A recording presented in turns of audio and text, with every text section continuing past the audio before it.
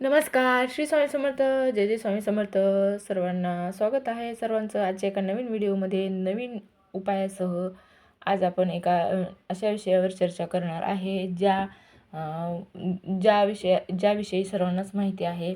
ज्या स्तोत्राविषयी सगळ्यांना माहिती आहे आणि जे स्तोत्र खरंच प्रभावी आहे. बऱ्याच जणांना अनुभव आहे आणि असाच अनुभव मला देखील आहे.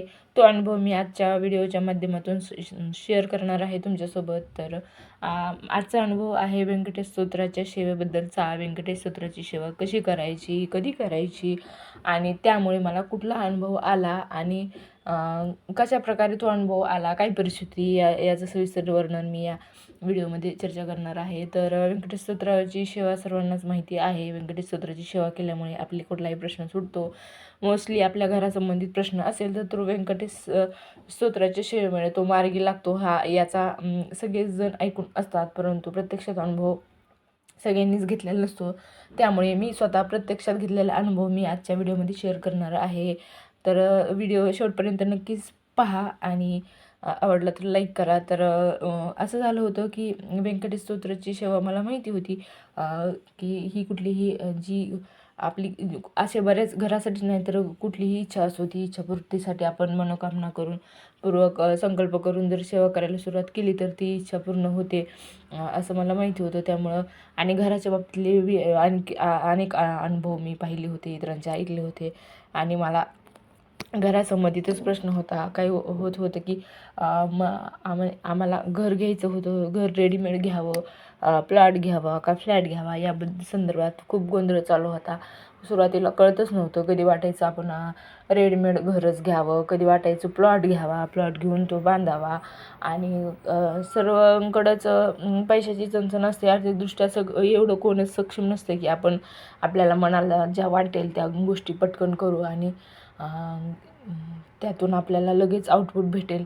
परंतु असं बऱ्याच वेळेस होतं की आपली इच्छा असूनही आपल्याला आपल्या इच्छा काही वेळा मागे सराव्या लागतात आणि एक मधला मार्ग काढावा लागतो. आणि तो मधला मार्ग कसा मिळाला तर या व्यंकटेश स्तोत्राच्या सेवेमुळेच मधला मार्ग मिळाला. आणि इच्छा असूनही काही वेळेस देवाची इच्छा नसेल तर आपल्या मनासारख्या मनाविरुद्ध आपल्यासोबत जर देव असेल तर आपल्यासोबत कधीच वाईट घडत नाही. आपल्याला ज्या गोष्टीमध्ये अडकायचं नाही त्या गोष्टी आपल्यासोबत होत नाही. तर बऱ्याच वेळेस प्लॉट घ्यायचा की घर घ्यायचं या संदर्भात अडथळा खूप डोक्यामध्ये गुंताळ, खूप कन्फ्युजन असताना देखील आता आम्ही प्लॉट घ्यायचा निर्णय घेतला आणि प्लॉटचा विषय झाला, प्लॉटचा व्यवहारही झाला, परंतु तो देखील पूर्णत्वास गेला नाही. सारख्याच त्यामध्ये अडचणीत होत्या. कुठं काहीतरी त्या कागदोपत्री व्यवस्थित नसायचं किंवा मग काहीतरी अडथळा असायचा. त्यामुळे या गोष्टी सतत अर्धवट राहत होत्या. 1-1.5 वर्षापासून कुठलाच निर्णय घेता येत नव्हता आणि कुठलाच निर्णय जो पूर्णत्वाकडे जात नसल्यामुळे खूप हताश होऊन गेलो होतो आम्ही. आणि घराची तर गरज असते, कारण भाड्याच्या घरामध्ये राहणं खूप खूप वाईट वाटतं. कारण भाड्याच्या घरामध्ये आपण किती दिवस राहू, आपल्या लेकराबाळांना आपलं स्वतःचं घर पाहिजे. स्वतःच्या घरामध्ये आपण समाधानी सुखी असतो.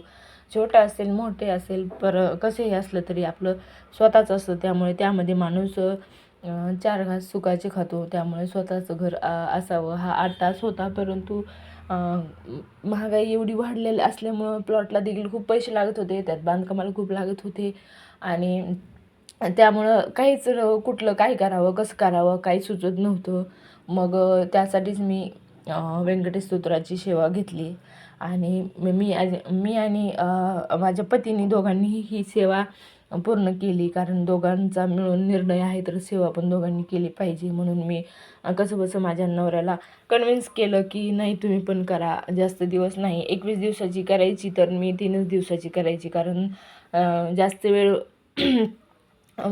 जेंट्स लोक जास्त वेळ अशा गोष्टी करू शकत नाहीत, बसून राहत नाहीत.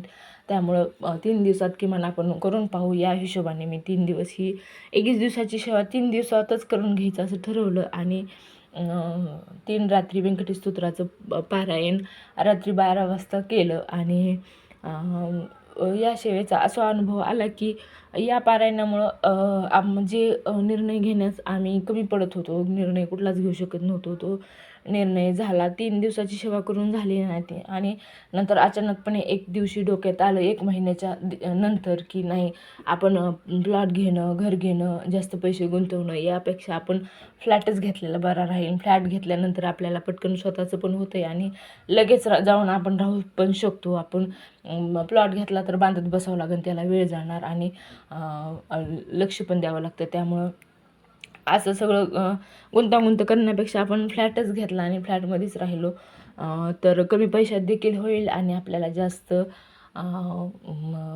पण पैसे गुंतवावे लागणार नाहीत. ह्या हिशोबाने डोक्यात कल्पना सुचली आणि आम्ही फ्लॅट घ्यायचा निर्णय झाला आणि मग आम्ही ठरलं मग फ्लॅटच घ्यायचा आणि बाकी नकोच एक जास्तीचा गोंधळ घालून ठेवण्यापेक्षा एक डोक्यामध्ये क्लॅरिटी आली की नाही आपल्याला हेच करायचं आहे आणि ही सगळी क्लॅरिटी फक्त या व्यंकटेश स्तोत्राच्या पठणामुळे आली. जे केवळ आम्ही फक्त 3 दिवस केलं होतं.